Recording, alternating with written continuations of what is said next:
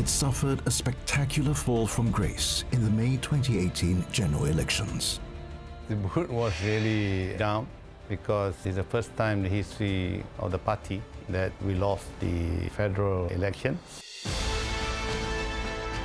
But 4 years later, the graft tainted party, the United Malays National Organization, or UMNO, is making waves yet again, with recent wins in 2 state elections.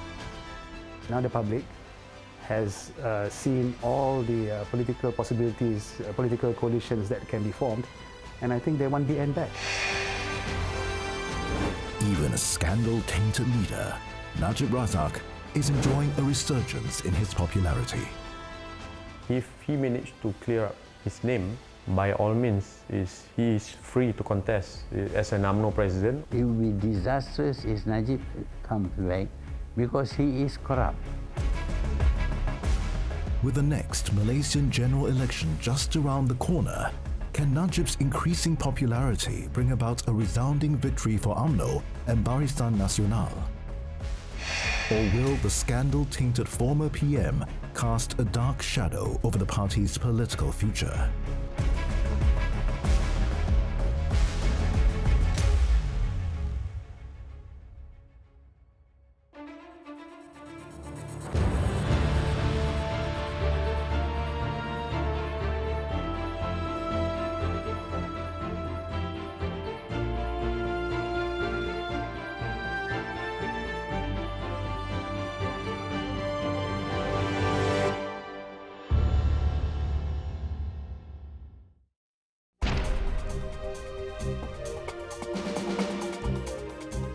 It was just 2 years ago when the UMNO General Assembly was seen as an unusually subdued affair. It lost some of its luster, prestige and grandeur. And that happened after the grand old party, Barisan Nasional, lost its grip on power in the May 2018 general election. But everything seems to have changed 4 years on. At the recently concluded annual General Assembly, the atmosphere was one of jubilation as party faithful converged at the party headquarters with a renewed sense of vigor and confidence. The ruling PAKATAN Nasional coalition is now helmed by UMNO under the leadership of the party's Vice President Ismail Sabri Yaakob. He was appointed Prime Minister after Mr. Muhyiddin Yassin, leader of Bersatu, a component party within the ruling coalition, lost the majority support in Parliament. UMNO is also still basking in the glory from its recent back-to-back wins in Melaka and Johor state elections.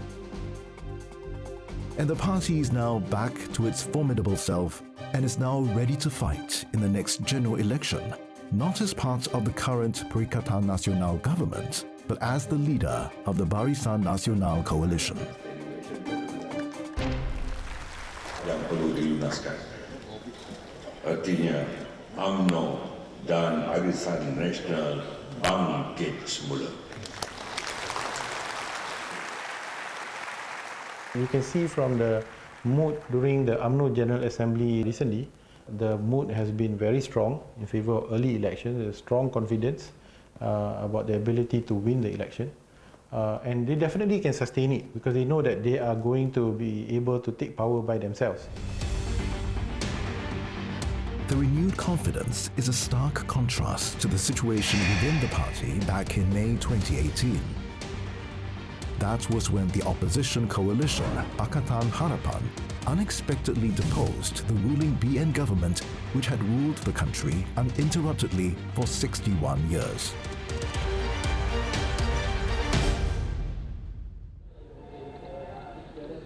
"39-year-old Razman Rahim has been an UMNO member for almost 18 years. The son of a former politician, he was one of those who were left stunned by the outcome of the watershed election. Despite the controversy surrounding the party and Prime Minister Najib Razak over the 1MDB affair, little did he expect the grand old coalition to fall. We didn't expect that we're going to lose the government. We just expect that we're going to lose some more seats. But we still aspect that we're going to hold as a government after the GE14 actually. I mean, we are so disappointed. The sense of disappointment also permeated across many layers of the party hierarchy, especially those in the top leadership. The mood was really, you were very down because it's the first time in the history of the party that we lost the federal elections. And of course, everybody was in a very low mood. We were not too confident of winning with a big majority, but we didn't expect to lose. We still expected to win, albeit with a lower majority. Shahriar Samad has been an MP for Johor Bahru since 1978. The veteran UMNO politician was one of the casualties in the 2018 elections. The state of Johor, which is the birthplace of UMNO, was once seen as BN's formidable fortress. But it was breached in May 2018 when the state fell to the opposition for the first time in the country's history. So we went into the GE14 with confidence, right? It was only much later as you go through the campaign period when the issues that came up and were brought up by the opposition candidates, we found that not that we could not answer the issues, but nobody was listening. You know, that's what we found. You know, that people were not willing to listen anymore. The longtime MP was referring to the multi-billion-dollar scandal surrounding the state investment vehicle One Malaysia Development Berhad, or 1MDB, that involved then Prime Minister Najib Razak. It was reported in 2015 that about $700 million was allegedly stolen from 1MDB and made its way into Najib's personal bank accounts.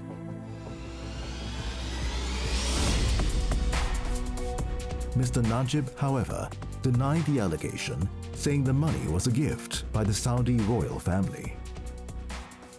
To make things worse, the Barisan Nasional government introduced the Goods and Services Tax in 2015. This move proved to be highly unpopular among Malaysians, and the opposition alliance of Pakatan Harapan used both of these issues as an effective cannon fodder for their own campaign against the ruling government. Whatever argument you put forward, I sense that there was no acceptance for these ideas, you know, for these arguments. Nobody was listening. Nobody wanted to listen. So it was only towards the middle part of the campaign that you realize, and towards the end of that, you know, that we were probably going to suffer badly in the polls in GE14. I went to Ipoh and I saw the massive jam that was on the highway. I knew we were in trouble. Voters will not come in big numbers if they want to support us. Voters will come out in big numbers if they want to bring us down. And that actually happened. In the sense that, you know, from 2008 to 2013 and then on to 2018, there was a kind of building momentum. People who were supporting the opposition felt increasingly confident that they had a chance, because in 2008 they denied two-thirds majority. In 2013 they denied majority. And so they expected to do better in 2018. But there was another big factor that worked in the opposition's favor. Najib, if he had called the elections early in 2017 after the SEA Games, I think BN would have still won. Why? Because the opposition wasn't organized at the time. There was no PH formed formally at the time. Mahathir wasn't their leader. So I think many of us thought that we could have won the election. The problem came when Najib delayed the election until to the end. So we were up against a united opposition with Mahathir as its leader. He was referring to former Prime Minister Dr. Mahathir Mohamad, Malaysia's longest-serving leader. He felt betrayed by Mr. Najib over the corruption allegations and returned to the political fray with a view of toppling his former protege, Mr. Najib, from power. When Najib took over, after a short while, I found that he was very corrupt. He set up this one MDB, borrowed 42 billion ringgit, and then the money was wrongly used. So at that stage, I decided also again to leave UMNO, which I had rejoined during his time. I decided to leave UMNO and to campaign against him. With the help of other opposition parties, including PKR, DAP, and Amanah, Pakatan Harapan was able to mount a serious challenge against the mighty Barisan Nasional in the 14th General Election and won. On 10th May 2018, Dr. Mahathir was sworn in as Prime Minister for the second time. So he held very high regards by many Malaysians at that point in time, and he brought some trust to the opposition coalition, because I think there are some segments of society, particularly Malay society, that don't trust the opposition enough. And at that point in time, Anwar was in jail, so the opposition didn't have any other major leaders to champion their cause. So he, I think, played an important role in bridging the gap between having what they have and attaining victory. Despite the convincing mandate from the Malaysian public, the government didn't last long. It collapsed 2 years later and was replaced by a Perikatan Nasional coalition led by Mr. Muhyiddin Yassin. Apart from Bersatu and the Islamic Party, BAS, UMNO has now returned to power. But how did it happen? How is a graft tainted party able to make a political comeback?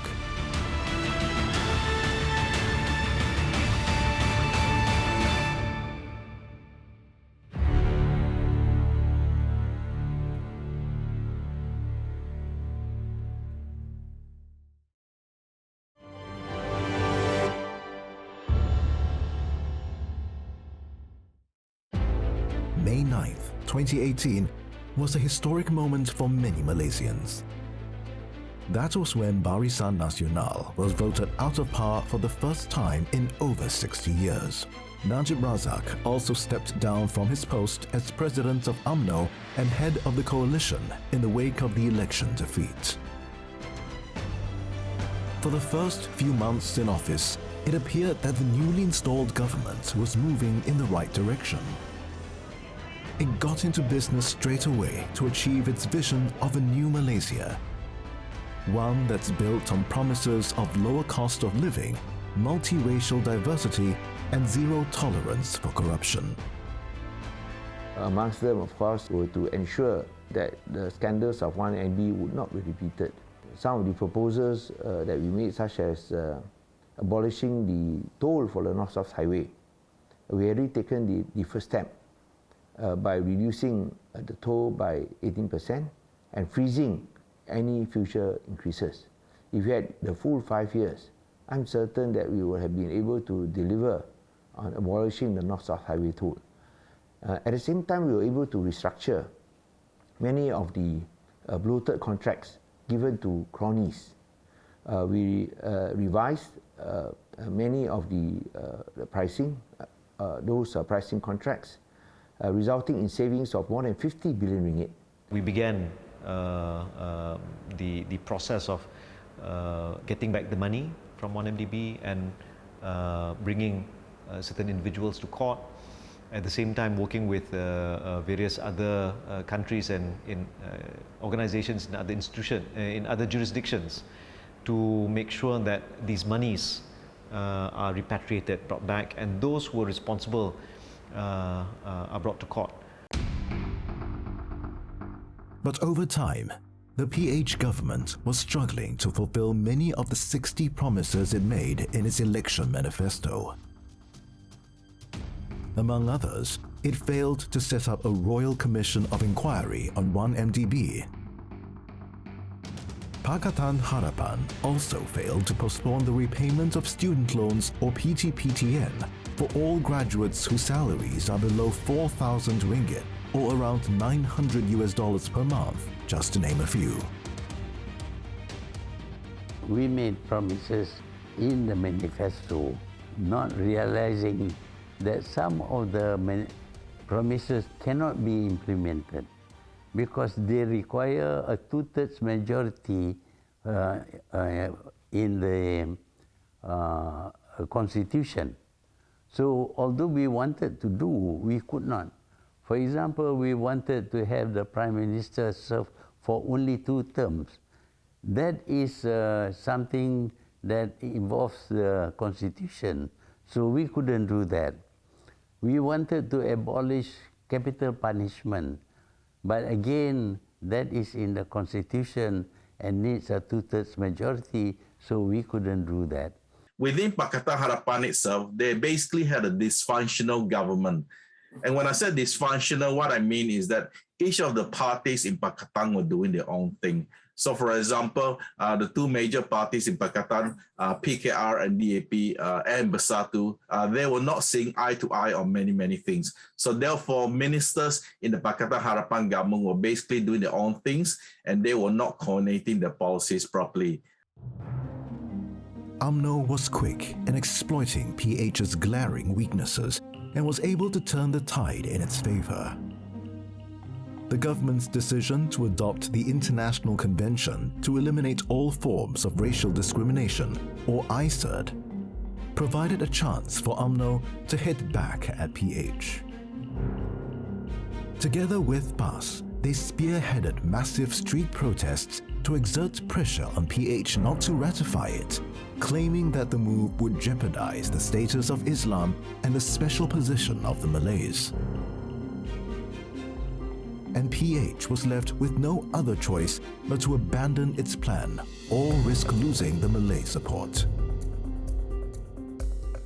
Perhaps it wasn't so well planned or well carried out that it allowed the opponents, the opposition, to galvanize support and lobby the Malay rulers to lend voice and support. And that pressured the PH government to back down on these things. So all of this created a negative momentum on their part and put them on the back foot.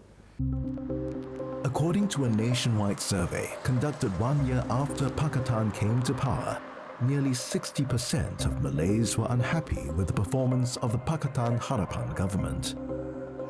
To make matters worse, PH lost several back-to-back by-elections, including Semenyih, Cameron Highlands, Rantau, Tanjung Piai, and Kimanis. It was against this political backdrop that Dr. Mahathir's right-hand man in Bersatu, Muhyiddin Yassin, defected, together with more than 30 MPs from Bersatu, including PKR Deputy President at that time, Azmin Ali. He then formed an alliance with his political nemesis, UMNO, and the Islamic Party, PAS. It was known as Perikatan Nasional. Dr. Mahathir then unexpectedly resigned from his post as Prime Minister, and that led to the collapse of the Pakatan Harapan government. On February 24, 2020, Muhyiddin was appointed as the new Prime Minister. I think UMNO played a very critical role in the fall of the Pakatan Harapan government in 2020. So what happened was that after Pakatan came to power in 2018, UMNO decided to form a political alliance with its longest political enemy, which is Parti Islam Malaysia. And both of them came up with a very, very simple narrative that was widely believed in the Malay community. This narrative was very, very simple. Under the Pakatan Harapan government, the non-Malays have too much power, that's number one. And secondly, related to the non-Malays having too much power, the Malays of Malaysia are being marginalized. There was this move within Bersatu to leave Pakatan Harapan. And because of that, I was opposed to that. I thought that we should not leave Pakatan Harapan because Pakatan Harapan was chosen by the people. But Muhyiddin and his supporters decided to withdraw from PH. When they withdrew from PH, together with Azmin, PH lost the majority. and therefore it should collapse. The betrayal of our own elected representatives played a major part. But UMNO definitely contributed because they partake and participated in the overthrowing a constitutionally elected government. DAP member Nur Miswari Ramli admits the fall of the PH government in 2020 had affected him personally. He was then a political secretary to one of PH's ministers and had high hopes for the alliance to work.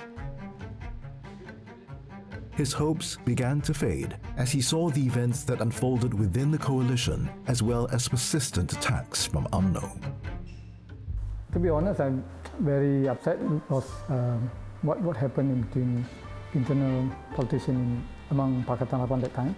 I realized that maybe they're not really essentially sincere to be part of our reform system that we fight for and struggle before this. So what happened in Langkah Sheraton might collapse our Kerajaan Pakatan Harapan, I think somehow give us opportunity to see which area, which politician, which party is actually be with us from the beginning and to the end. But some quarters had blamed Dr. Mahathir for not handing the premiership to Anwar as he had promised. And this led to the serious infighting within the coalition.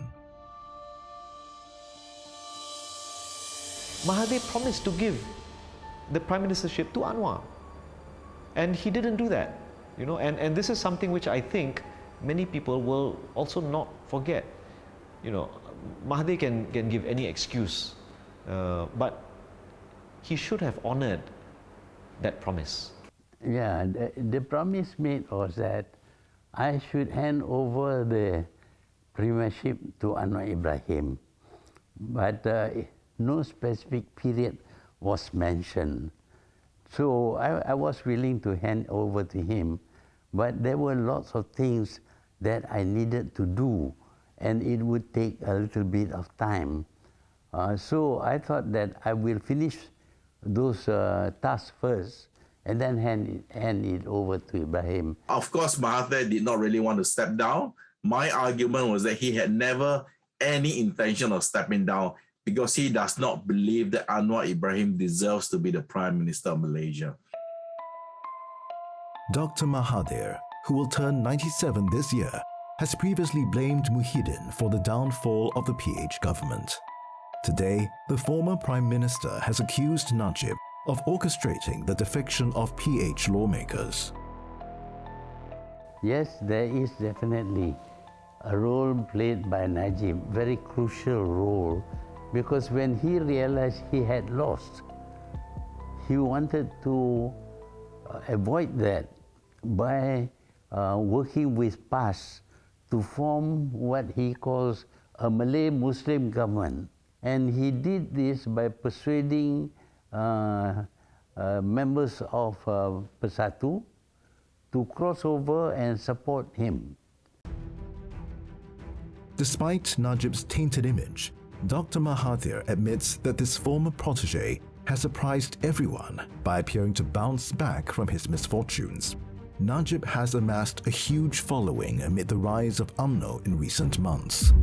In November last year, Najib helped his party UMNO win handsomely in the Melaka state election.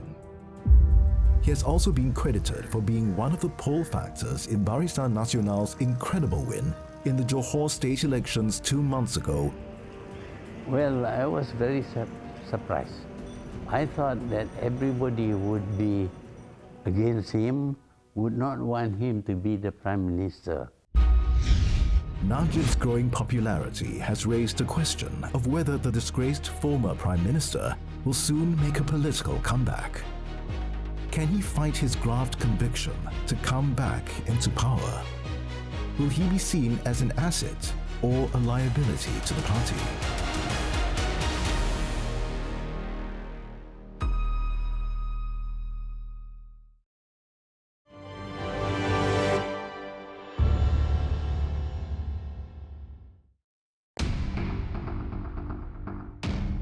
Just 4 years ago, the political future of Malaysia's former Prime Minister Najib Razak appeared to be as good as over.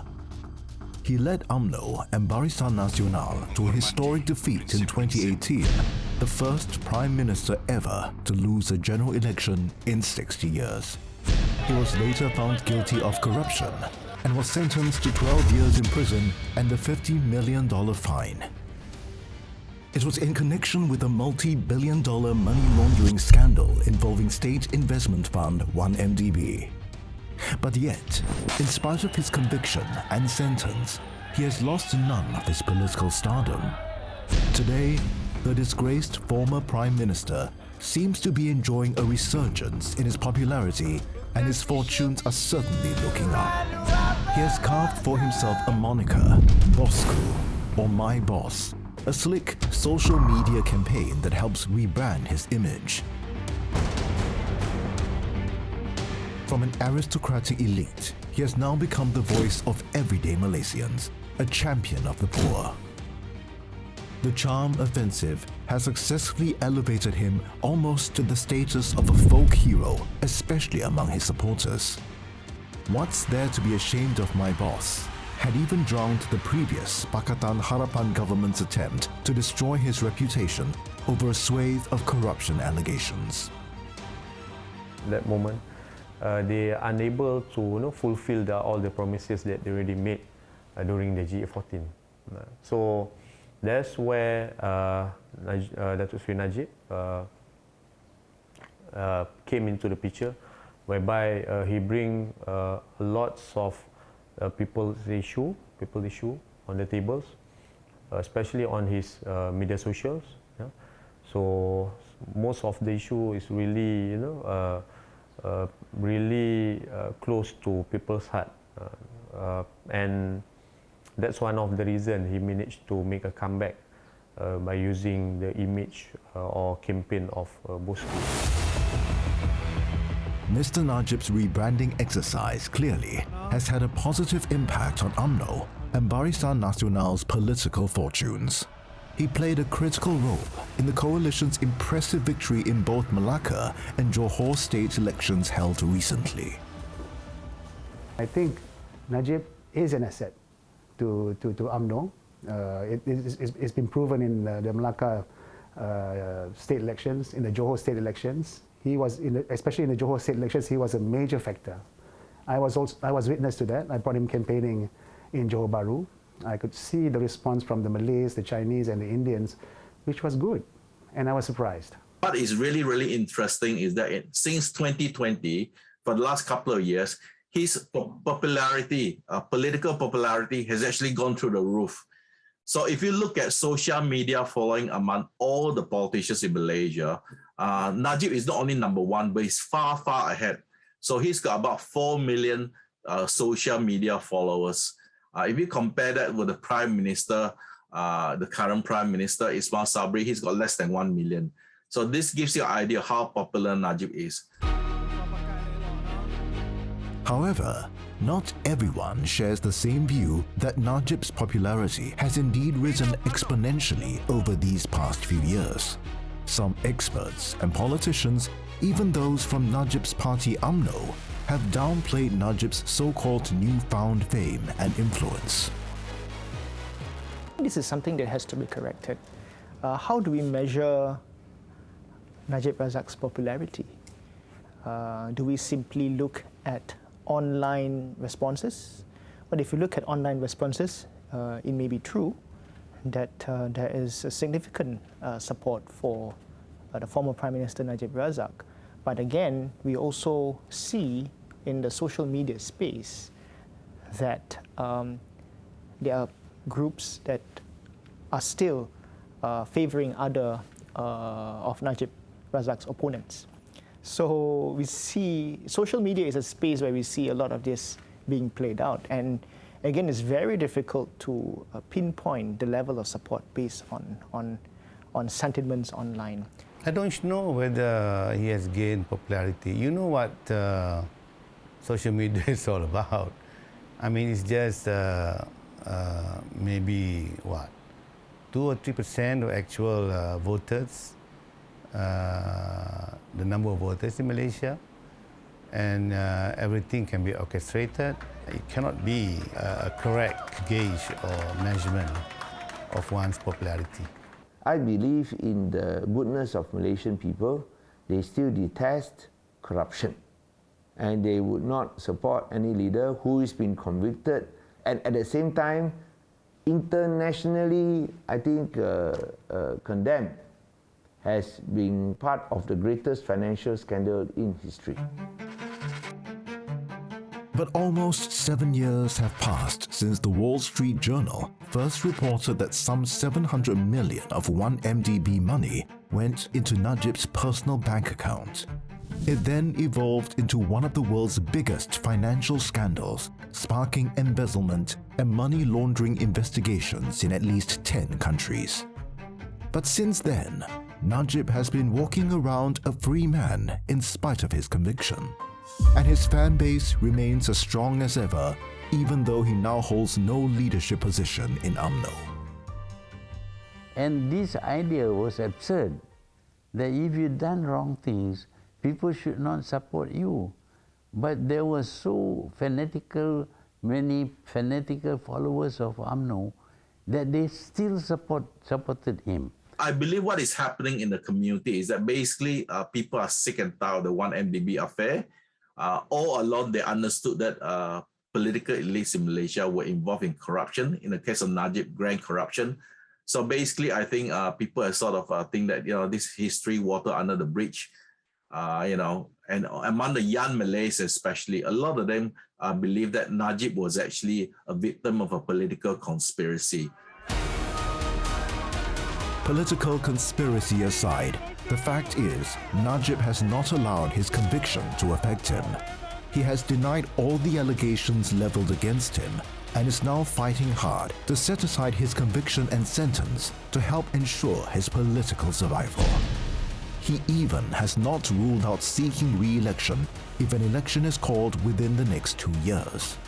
And that has prompted many of his ardent critics, including Dr. Mahathir Mohamad, to conclude that Najib still has an ambition to be a prime minister for the second time. And Najib is very active in campaigning for UMNO. And actually, BN won, partly because of the support for Najib. If in the 15th election, the BN were to win, and Najib would seek to be pardoned. If he is pardoned, then he will come back. He wants to be Prime Minister again.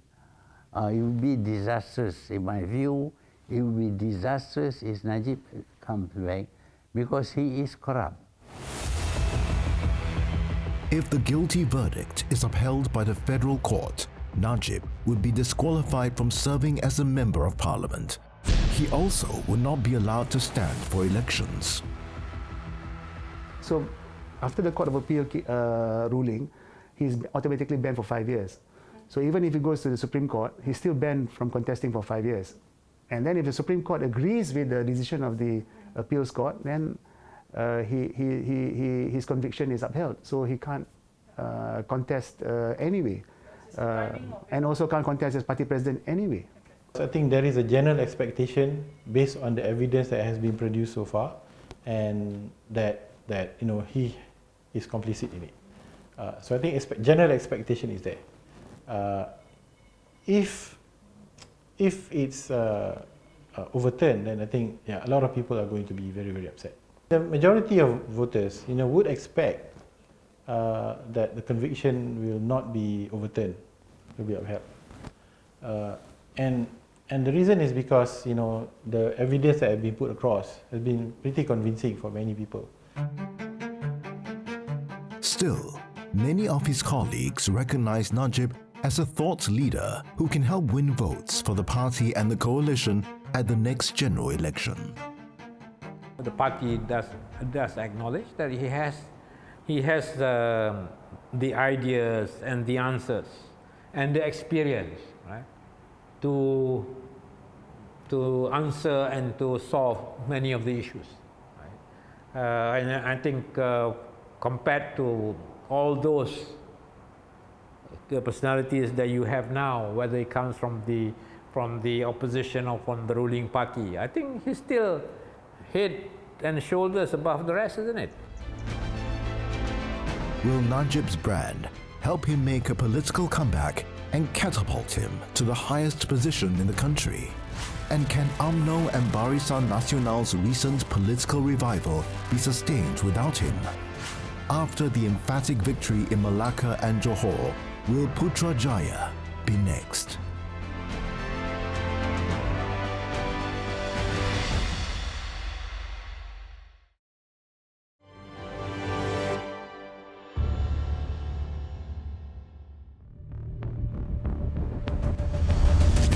Confidence is growing within UMNO and Barisan Nasional following a string of recent election victories. It won 40 out of 56 seats in Johor state elections despite contesting alone without the cooperation of other component parties from the PAKATAN Nasional government. The emphatic win, however, has piled pressure on Prime Minister Ismail Sabri Yaakob to dissolve parliament soon and call for a national election. UMNO President Ahmad Zahid Hamidi and Najib are among those who have been pushing for an early election. They're also known as the court cluster, prominent leaders who are either on trial or have been convicted on charges such as criminal breach of trust, abuse of power, and money laundering. They have seen a momentum of support by the people for UMNO and BN and want to seize on it at a time when the opposition is still weak and fairly divided. So I think coming up to GE15, which I predict will be held this year rather than next year, I think UMNO is in a very strong position. So if you look at the last three state elections that was held recently in the past year, and I'm talking about Sarawak, Melaka, and Johor, UMNO has done very, very well in Melaka and Johor, where they got 2/3 majority. If you look at Sarawak, UMNO's key ally, GPS, got more than 90% of the seats in the Sarawak Assembly. So you can see very clearly that UMNO has the momentum. But there are also those from within the party who do not see the need to rush into calling for an early election. Delaying the election would allow Prime Minister Ismail Sabri time to solidify his position, thereby giving him the chance to run for president at the next party polls. Based on what I understand, I think UMNO is of two minds. One group, favors early elections because the opposition is in disarray. They're not united. They're not cooperating with one another. So strike it while it's still hot. Another train of thought is I think the Prime Minister would like to stay on until the full term so that at least he can implement some of his ideas. That too is another contesting idea. So I think between the two, from pragmatic position, it's better for them to just call for the election sooner, as soon as they can, because then that improves their chance of winning. But the question is whether or not the Prime Minister will call it. So that's another thing. The rise of UMNO and Barisan Nasional in such a short time has taken the nation by surprise, and it's taking place despite the controversies surrounding some of its leaders, including Ahmad Zahid, who is also facing corruption charges. Experts believe many Malaysians are turning to UMNO and Barisan Nasional now because they've grown disillusioned over the constant political bickering and power struggle involving top leaders of the various political parties. And that led to the change of prime ministers 3 times within a span of just 2 years. I think people are looking for normalcy. They're trying to get back to normalcy. And I think for many people, they look at the period pre-2018. And whether you like it or not, if you look at the period when Najib was in charge from 2009 until 2018, Malaysia actually had respectable economic growth. And this is the really interesting thing, because if we compare that to the record of the government for the last few years, right? Najib actually looks quite good in terms of the economic statistics. So despite the fact that he was involved in grand corruption, And the track record of the opposition parties is not something to shout about. In 2018, PKR, Bersatu, Amanah, and DAP came together under a single political umbrella headed by Dr. Mahathir Mohamad. Today, the party is deeply divided. Dr. Mahathir has ceased to be the leader of Pakatan Harapan due to differences with leader of the opposition coalition, Anwar Ibrahim. Other than Muhyiddin Yassin, who defected, along with 31 members of Bersatu, he has also blamed Anwar for Pakatan's downfall. Well, Anwar, as you know, has lost support from half of his party. So Anwar is a problem because he wants to be Prime Minister. He even goes so far as to announce that he had strong support and all that. But in the end, he was not supported strongly enough to become Prime Minister. But again, even now, any coalition involving Anwar must name him as Prime Minister, as potential. And this, if they do, they are bound to lose.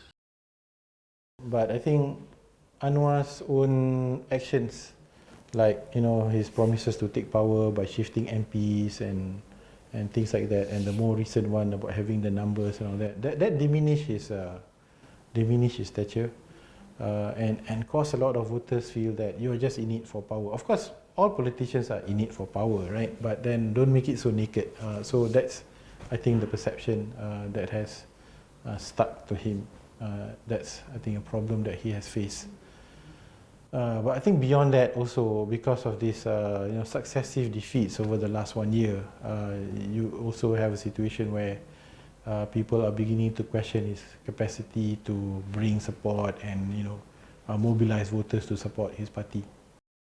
As of this moment, right now, we need Anwar Ibrahim.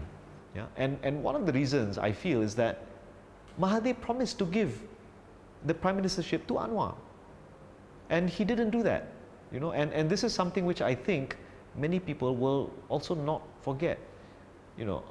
Mahathir can give any excuse, but he should have honoured that promise. Although the opposition may be in a state of disarray, victory for Barisan Nasional at the next general election may not be guaranteed.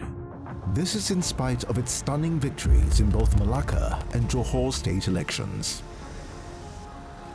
What happened in Melaka and Johor is not really a true indicator of UMNO and Barisan National revival, because first and foremost, in terms of voter turnout, it's very low, and I think we must understand that this happens in mid-term, that some Malaysians would think that we rather have continuity before the next elections, which might happen within the year or so.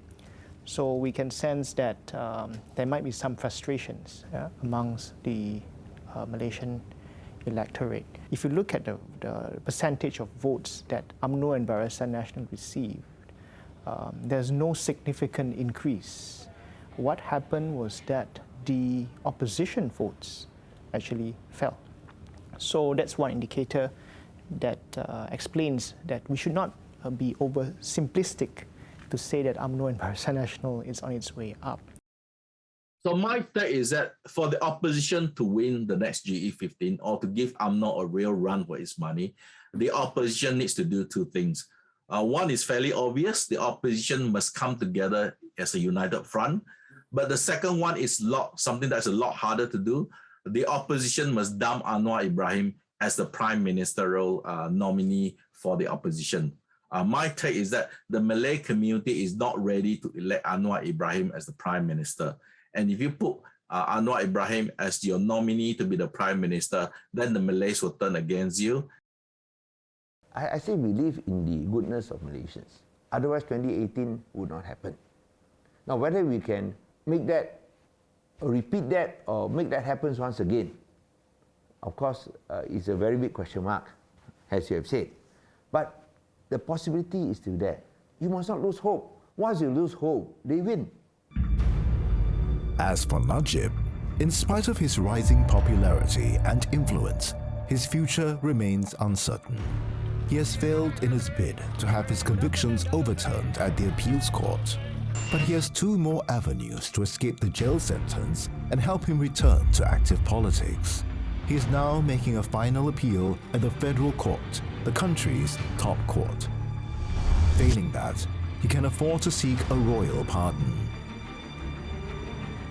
My take is slightly different. My take is that he has a loophole, and this loophole has been used before.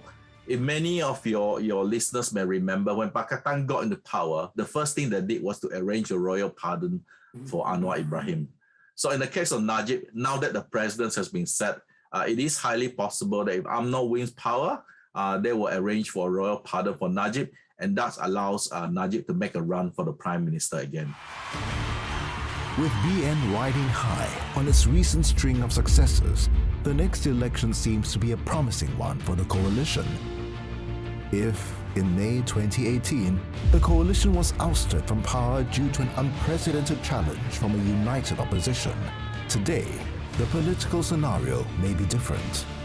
In the midst of a weaker and deeply divided opposition, it would now try to assert its dominance in Malaysian politics once again at the next general election, with or without Najib at the helm.